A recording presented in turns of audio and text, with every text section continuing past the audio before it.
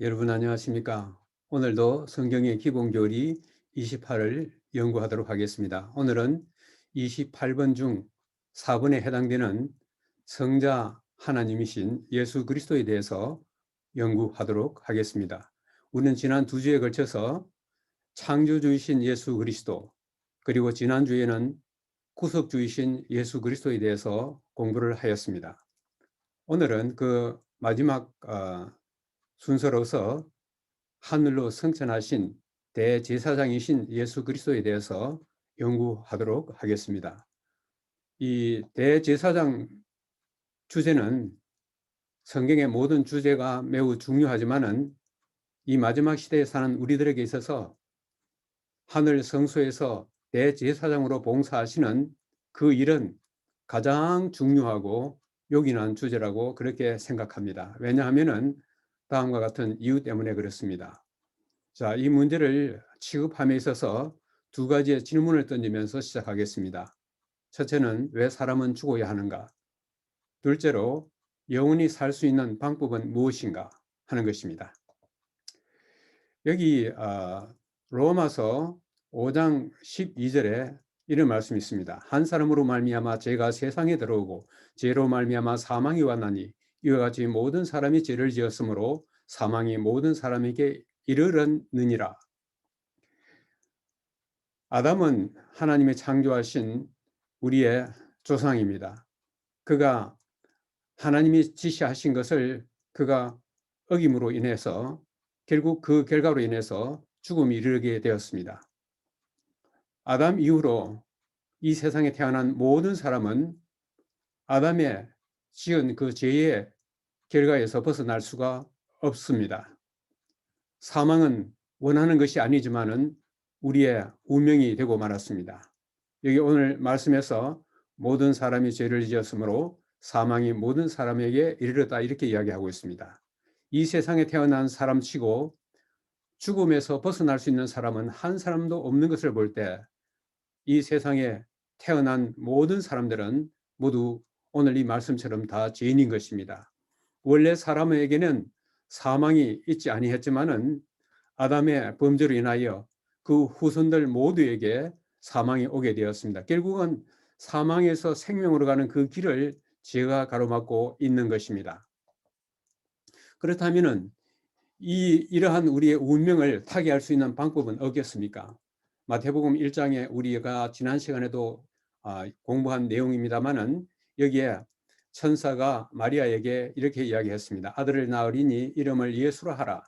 이는 그가 자기 백성을 그들의 죄에서 구원할 자이심이라. 보라, 처녀가 잉태하여 아들을 낳을 것이요 그의 이름은 이마누엘이라 하리라. 이마누엘이라 하리라. 이마누엘은 우리가 알고 있듯이 하나님이 우리와 함께 하신다는 그런 뜻입니다. 하나님이 어떻게 우리와 함께 하십니까? 바로 마리아를 통하여 이 세상에 탄생하신 예수 그리스도께서 우리 하나님이 우리와 함께 하시는 그 메시아가 되셨습니다. 여기에 예수라고 하는 이름의 뜻이 뭐냐면은 그가 자기 백성을 그들의 죄에서 구원할 자라고 이렇게 이야기했습니다. 아담이 범죄함으로 잃어버린 우리의 영원한 생명을 이 죄로부터 구원하여 다시 회복하게 할 그분이 바로 메시아로 이 땅에 오신 예수 그리스도라고 하는 사실을 여기서 이야기하고 있습니다. 이제 우리는 죄의 도말을 위한 3대 요소에 대해서 생각해 보도록 하겠습니다. 일반적으로 우리는 예수님께서 십자가에서 돌아가신 그것 때문에 우리의 죄가 도말되고 우리는 구원을 받는다고 그렇게 생각하고 있습니다. 한편으로는 그게 옳은 말이기도 하지만은 그러나 성경이 우리에게 가르쳐주는 의미에 있어서 완전한 죄의 도말은 있을 수가 없는 것입니다. 왜 그런지 우리가 한번 살펴보도록 하겠습니다. 죄의 도말을 위한 3대 요소는 첫째, 성소가 있어야 됩니다. 둘째는 그 성소에서 우리의 죄를 도말하는 데 필요한 피, 곧 희생 제물이 필요합니다. 세 번째는 그 피를 이 성소로 가지고 가서 우리의 죄를 도말해 줄 대제사장이 필요한 것입니다. 여기 위에 왼편 그림에 보면은 성소와 여기에 대제사장이 있고 그리고 오른편에는 이 희생 제물이 있어서 이 세 가지가 합쳐서 마침내 우리의 지은 모든 죄가 문자 그대로 도말될 수가 있는 것입니다. 왜 피 하나만 있으면 안 되는가? 그 이유를 우리는 이 성소 제도를 통해서 살피면서 이것이 무슨 의미인지를 한번 생각해 보도록 하겠습니다. 이제 먼저 하나의 주제로서 성소, 이 성소는 지상성소와 하늘성소가 있습니다.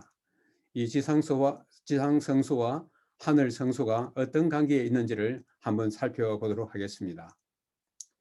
여기에 왼편에 있는 이 그림이 보여주는 것처럼 하늘성소에서 예수 그리스도께서 우리의 대제사장으로 봉사하시는 이것은 원본이고, 모세가 이 원본을 보고 하나님의 지시에 따라 지은 것이 바로 이 사본이면서 지상 성소가 되는 것입니다.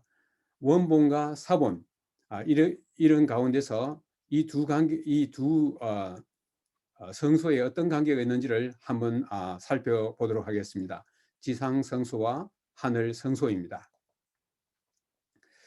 하나님께서 이 지상에 성소를 지으라고 지시하셨을 때는 거기에는 목적이 있었습니다.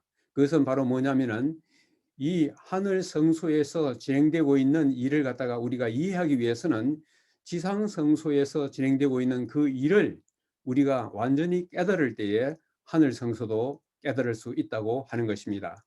이 지상 성소에 일어나는 모든 일들을 구약 성경에서 자세하게 설명이 되고 있습니다. 여기 이런 말씀이 있습니다. 우리는 지상의 성소와 그 봉사를 통하여 하늘 성소에 가는 중요한 진리와 인류의 구속을 위하여 거기서 진행되는 주님의 봉사를 배우게 된다고 이렇게 이야기하고 있습니다. 그러므로 하늘 성소에서 일어나는 일을 우리가 알기 위해서는 지상 성소에서 일어난 일을 우리가 자세히 알고 있어야 한다는 뜻입니다. 자, 여기 지상 성소에서 하루에 2번씩 매일 1년 내내 희생 제물이 드려졌습니다. 물론 그 희생 제물은 백성들을 짓는 그 죄에 대한 하나의 희생 제물로서 드려진 것이었습니다. 여기에 이런 말씀이 있습니다. 매년 1년 된 어린 양 2마리니 한 어린 양은 아침에 드리고 한 어린 양은 저녁 때에 드리라고 그렇게 이야기했습니다. 우리는 이것을 규칙적으로 늘 그렇게 드린다 해서 상번제라고 그렇게 이야기하고 있습니다. 자, 그렇다면은 이 지상 성소에서 늘 규칙적으로 드려진 이 어린 양은 무엇을 상징했는가? 여기에 드려진 이 거의 한 4,000년 동안에 드려진 이 어린 양은 하나의 상징으로서 그 실체는 무엇이었는가 하는 것입니다. 우리는 여기에서 희생 제물의 실체 되시는 예수 그리스도에 대하여 침례 요한이 예수 그리스도에 대하여 이렇게 말씀했습니다. 보라, 세상 죄를 지고 가는 하나님의 어린 양이로다. 세상 죄를 지고 가는 하나님의 어린 양이로다. 결국은 이스라엘 백성들에게서 성소에서 늘 드려졌던 그 어린 양의 실체는 바로 세상 죄를 지고 가실 예수 그리스도를 상징하신다고 하는 것입니다. 그래서 예수님은 마침내 구약의 성소에서 날마다 죄인들을 위하여 죽임을 대신 당했던 그 어린 양의 실체로서 이제는 십자가에서 돌아가시게 되었습니다. 예수께서 다시 크게 소리 지르시고, 이것은 요한복음 19장 30절에는 다 이루었다 이렇게 크게 소리 지르시고 영원히 떠나시다.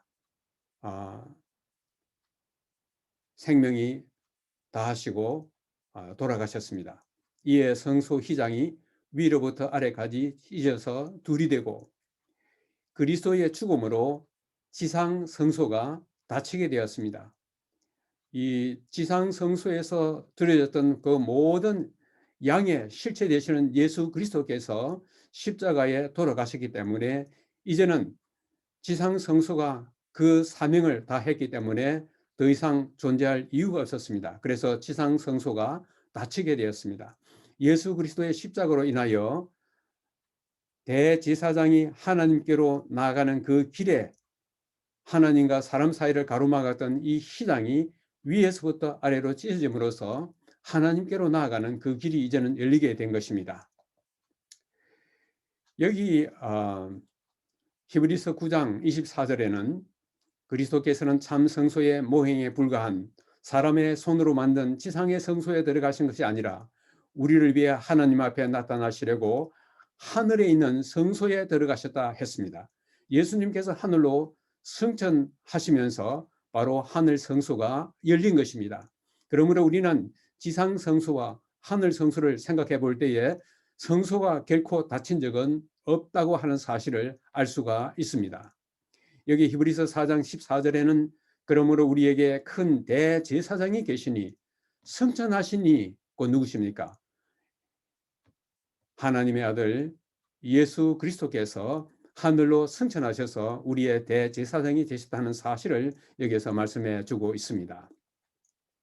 예수님께서 승천하신 지 한 60년 후에 사도 요한은 바모 섬에서 유배되어 있는 동안에 계시를 통하여 예수님을 다시 만나게 되었습니다. 그때 예수님의 모습이 이렇게 묘사되고 있습니다. 나에게 말한 음성을 알아보려고 돌이킬 때에 7 금촛대를 보았는데 촛대 사이에 인자 같은 이가 발에 끌리는 옷을 입고 가슴에 금띠를 띠고, 여기에 이 예수 그리스도에 대하여 묘사한 이 말들은 바로 예수께서 하늘 성소에서 대제사장으로 봉사하고 계시는 그 모습을 여기에 소개되고 있는 것입니다. 자, 그렇다면 하늘 성소가 이제 열리고 거기에 예수 그리스도께서 우리의 대제사장으로 가 계시는데, 이제는 예수께서 하늘 성소에서 봉사할 때에 우리의 죄를 속죄하기 위하여 필요한 그 피에 대해서 한번 생각해 보도록 하겠습니다. 여기 예수님께서 십자가에서 다 이루었다 이렇게 말씀하셨을 때에 그것을 통하여 무엇을 다 이루었다 하는 것인가? 거기에는 두 가지가 있습니다. 바로 그것은 예수님이 희생 제물로서 그리고 대제사장으로서 두 가지의 자격을 동시에 갖추었다고 하는 사실을 여기서 말해주고 있는 것입니다. 위대한 원행이신 그리스도는 희생 제물이시면서 대제사장이라고 이렇게 말씀하고 있습니다. 그러므로 예수님께서는 하늘 성소에서 우리의 죄를 도말하시기 위한 그 자격 조건을 완전히 구비하시고 이제는 우리의 죄를 도말하시는 그 일을 할 수 있게 되셨습니다. 이제 예수님께서는 하늘 성소의 대제사장으로서 이 땅에 계시는 동안에 십자가에서 흘리신 자신의 피를 가지시고 하늘 성소에 들어가셨습니다. 여기에 히브리 9장 12절에는 염소와 송아지의 피로 하지 아니하시고 오직 자기의 피로 영원한 속죄를 이루사 단번에 성소에 들어가셨다 이렇게 말씀하고 있습니다. 여기 나오는 염소와 송아지의 피는 왜 양의 피가 아니고 염소와 송아지의 피입니까? 이것은 레위기 16장에 1년 동안에 지은 이스라엘 백성들의 모든 죄를 1년 한 해가 저물어가는 그 마지막 날에 대제사장이 하나님이 계시는 지성소 안에 들어가는 대속죄일에 이 염소와 송아지의 피를 가지고 이 속죄수비의 피를 뿌림으로써 1년 동안 지은 이스라엘 백성들의 모든 죄가, 그 한 해의 모든 죄가 마침내 완전히 소멸되고 완전히 도말된 것입니다.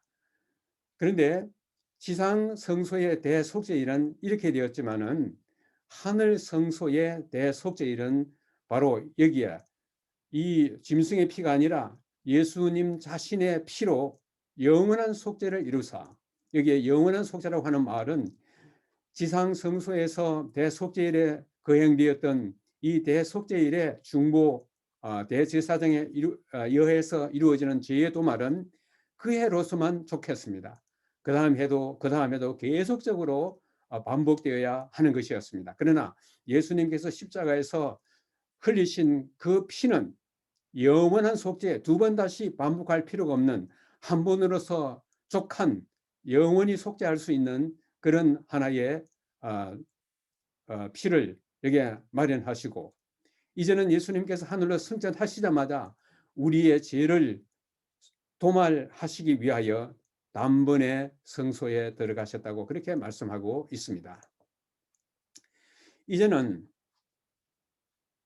대제사장에 대해서 공부를 하겠습니다.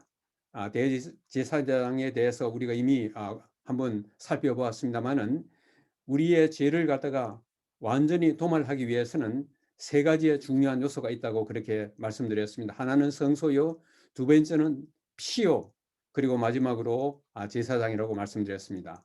그런데 여기에 우리의 대제사장 예수 그리스도는 단순히 대제사장만이 아니라 왕이시면서 제사장이라고 하는 것입니다. 어떻게 이것이 그렇게 되는지를 한번 살펴보도록 하겠습니다.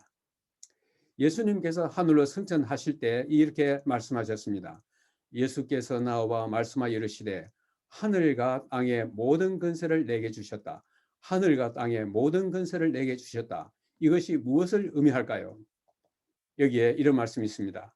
오순절의 성령 강림은 구주의 즉위식이 끝났다는 하늘의 신호였다. 그가 제사장과 왕으로서 하늘과 땅의 모든 권세를 받으셨다는 증표로 성령을 보내셨다.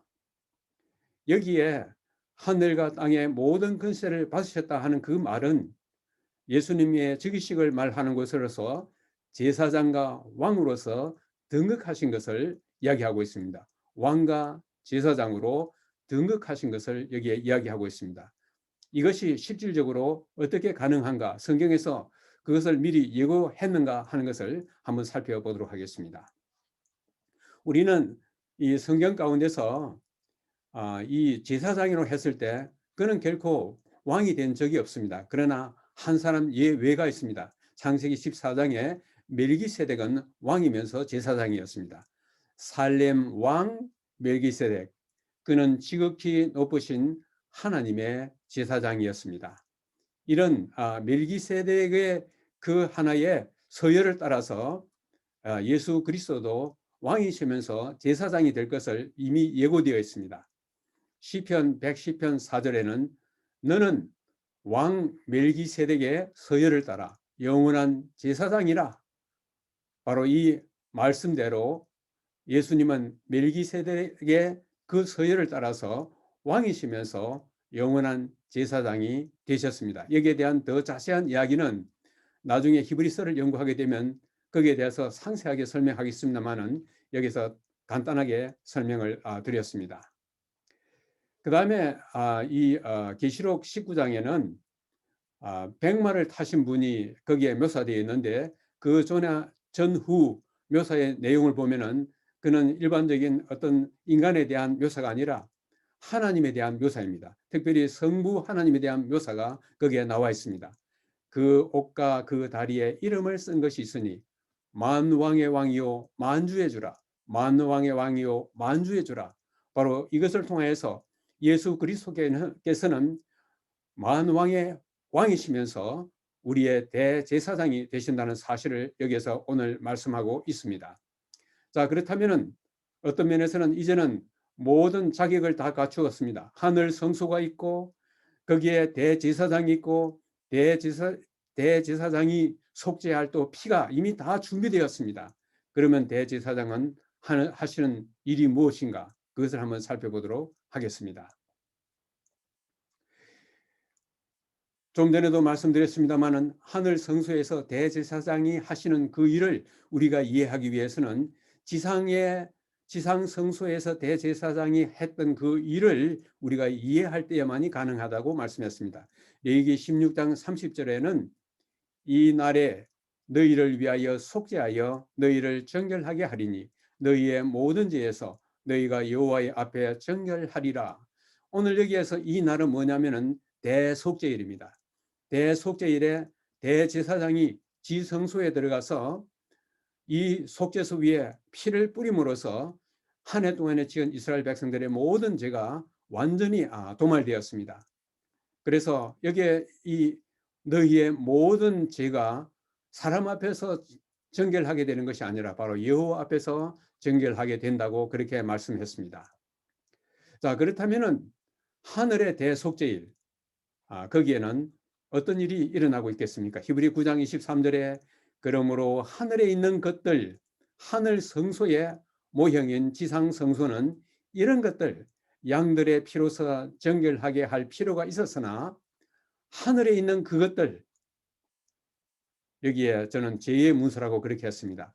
하늘에 있는 그것들은 이런 것들보다 더 좋은 제물, 이런 것들, 곧 이 짐승의 희생 제물의 피보다도 더 좋은 제물, 곧 십자가에 설리신 세상죄를 지고 가는 하나님의 어린 양이신 그 피로 우리의 죄를 정결하게 할지니라, 그렇게 이야기하고 있습니다. 여기서 우리는 이 하늘에 죄가 있다고 이야기하고 있는데, 저는 이것을 죄의 문서라 그렇게 이야기했습니다. 옛날에 양반과 이 종의 이런 두 계층으로 이루어지는 한 시대가 있었습니다. 양반은 자기의 집에 종들을 많이 데리고 평생 동안 그들을 노예로 삼고 일을 시켰습니다. 왜 이런 일이 가능했습니까? 바로 그 노예들은 양반들의 손에 쥐어진 노예 문서 때문에 그랬습니다. 어떤 경우에는 마음씨 좋은 양반은 평생 동안 자기를 위해서 수고한 그 노예 하인에게 자기의 이 노예 문서를 주면서 이제 너는 해방이다, 혹은 그 노예 문서를 갖다가 완전히 태워버림으로써 이 노예를 해방시킨 그런 일도 있습니다. 그렇다면 하늘에 있는 우리의 죄의 문서는 어떻게 그것이 도말될 수 있을 것 같습니까? 여기 지상 성소에서 대속죄일에 대제사장이 하는 일은 하늘의 기록책에 적혀 있는 하나님의 백성의 죄를 도말하고 제거하는 하늘의 대제사장 그리스도의 최후봉사를 예포하는 것이다. 그리스도의 최후봉사를 예포하는 것이다. 여기에 보시면은 하늘의 기록책에 적혀 있는 하나님의 백성의 죄, 이것은 아담의 범죄로 인하여 우리는 죽을 수밖에 없는 그런 운명에 처해 있기도 하지만은, 우리가 태어나자마자 이 세상에 살아서 지금까지 살아오는 동안에 크고 작은 죄의 기록들이 낱낱이 하늘의 기록책에 기록되어 있습니다. 하늘에 우리의 죄의 문서가 거기에 존재하고 있는 한 우리는 죄로부터 결코 해방될 수가 없습니다. 우리는 사망에서 결코 피할 수가 없는 것입니다. 바로 이 우리의 죄의 문서인 하늘 기록책에 기록되어 있는 우리의 죄를 완전히 도말하시기 위하여 우리의 대제사장 되시는 예수 그리스도께서 그분의 마지막 봉사를 이 하늘 지성소에서 하고 계시다는 사실을 오늘 여기에서 말씀하고 있습니다. 여기에 오늘 히브리 2장 17절에는 이 하늘 성소에서 우리의 대제사장 되시는 예수 그리스도께서 하시는 일을 여기에 구체적으로 이야기하고 있습니다. 그가 범사의 형제들과 같이 되심이 마땅하도다. 이는 하나님의 일에 자비하고 신실한 대제사장이 되어 백성의 죄를 속량하려 하심이라. 여기에 노란 글씨로 이 굵게 써놓은 이 글자 하나님의 일이 무엇입니까? 하나님의 일은 곧 백성의 죄를 속량하는 것입니다. 그 다음에 예수님께서 범사에 우리와 같이 되시는 것이 마땅하도다가 그렇게 했는데 왜 그렇습니까? 그것은 하나님의 일에, 우리의 죄를 속량하는 일에 자비하고 신실한 대제사장이 되신다고 하는 사실입니다.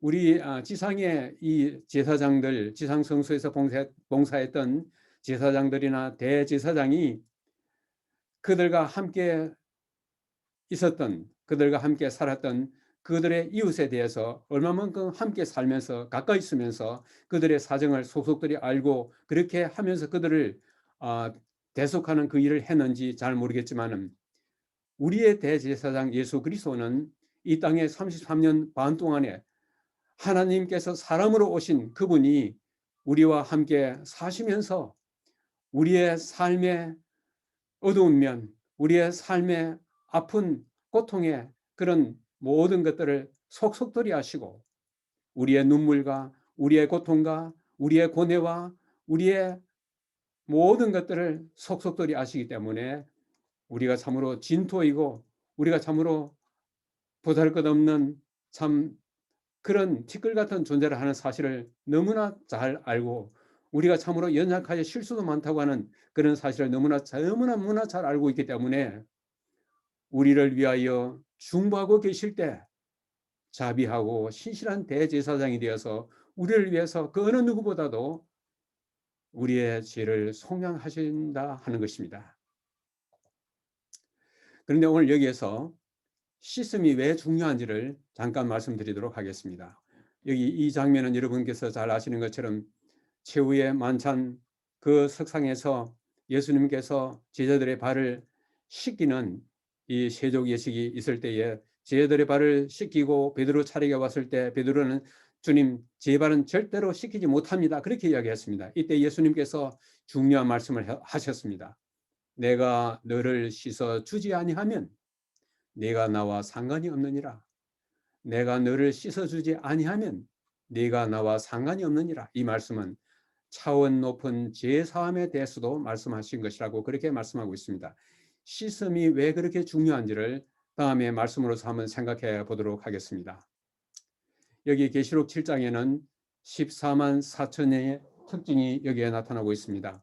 각 나라와 족속과 백성과 방언에서 아무도 능히 셀 수 없는 큰 무리가 흰 옷을 입고 어린 양 앞에 서서 이 흰 옷 입은 자들이 누구냐? 이들은 어린 양의 피에 그 옷을 씻어 희게 하였다고 그렇게 말하고 있습니다.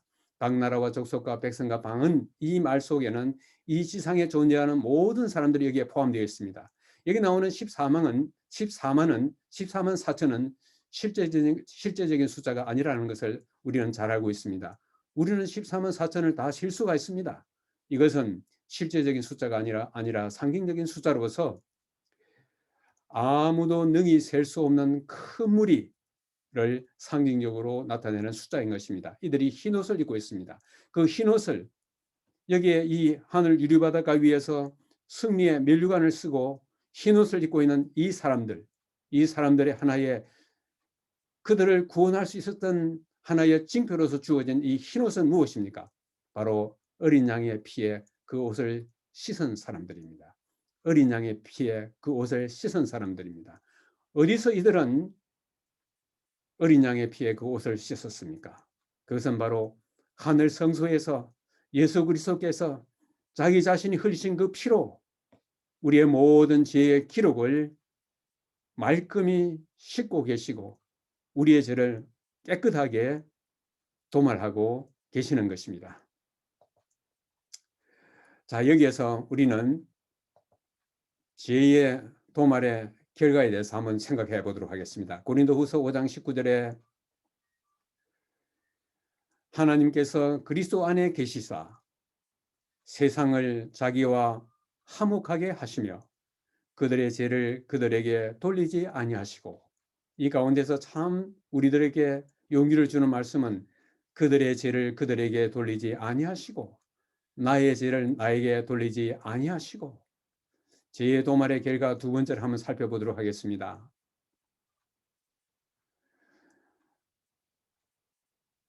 우리의 범죄와 우리의 불법을 내가 다시 기억지 아니하리라.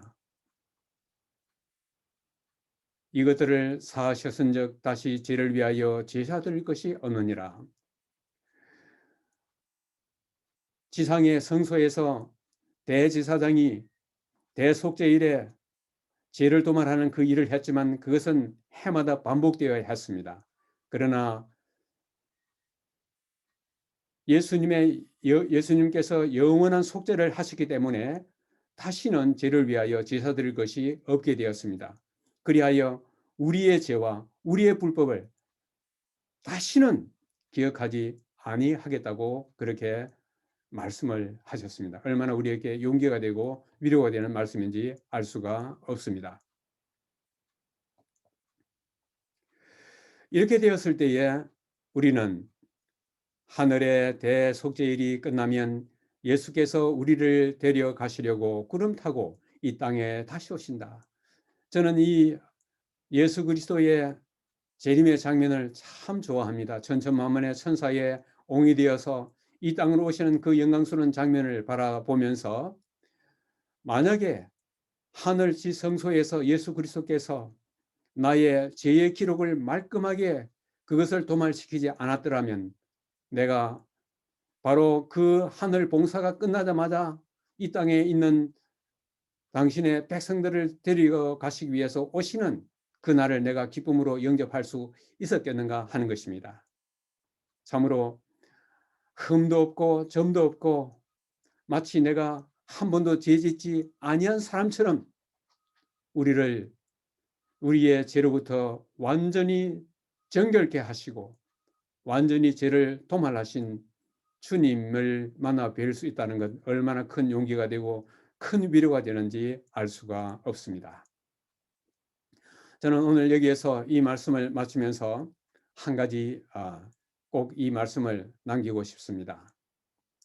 우리는 이런 예수 그리스도께서 하나님이시면서 사람으로 오셔서 우리 죄를 위하여 십자가에 돌아가시고 그 흘린 피를 하늘 성소로 가져가셔서 우리의 대제사장으로서 우리의 죄를 도말하고 계시는 이 일을 지금 하고 계시는데 우리는 종종 내가 구원을 받을 수 있을 것인가 하고 때때로 염려될 때가 있는 것입니다.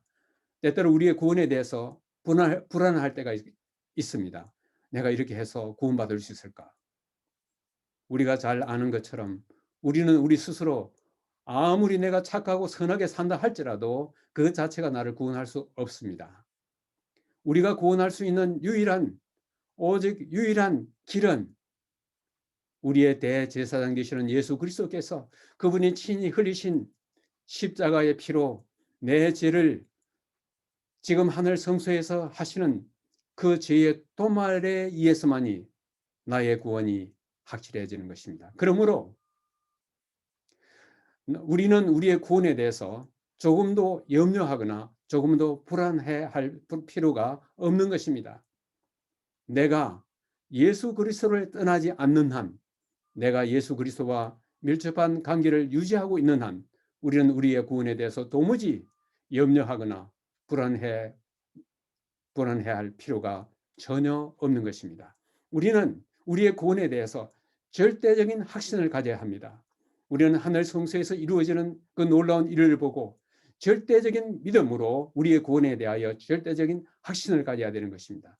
그러므로 우리는 비록 우리가 살아있는 동안에 혹은 우리가 이 땅에서 죽음을 경험할지라도 비록 하늘에서 어떤 소리가 들리지 않고 어떤 결과도 우리가 듣지 못한 채 우리가 무덤 속으로 들어간다 할지라도 우리는 하늘 성소에서 봉사하시는 주님의 그 소중한 중보 사역을 통해서 우리의 구원은 틀림없이 확실히 보증되어 있다는 그 사실을 우리가 믿고 그러므로 우리는 죽든지 살든지 우리는 주님의 것이라고 하는 것입니다. 아무쪼록 사랑하시는 여러분, 그렇게 될 때 우리는 고린도전서 16장 22절에 말씀하신 것처럼 마라나타라고 힘 있게 외칠 수가 있는 것입니다. 오 주여 오시옵소서. 오 주여 오시옵소서. 오늘 이 성소를 통하여 우리의 죄를 완전히 도말하시는 예수 그리스도께서 지금도 하늘 성소에서 우리를 위해서 중보하고 계시고 그 일이 끝나시면 우리를 하늘로 데려가시기 위하여 구름 타고 오실 그 영광스러운 날이 우리 앞에 기다리고 있음을 생각하시면서 또 새로운 한 주를 기쁨으로 찬양으로 충만한 한 주가 되기를 바라면서 오늘의 말씀을 여기서 마치겠습니다. 감사합니다.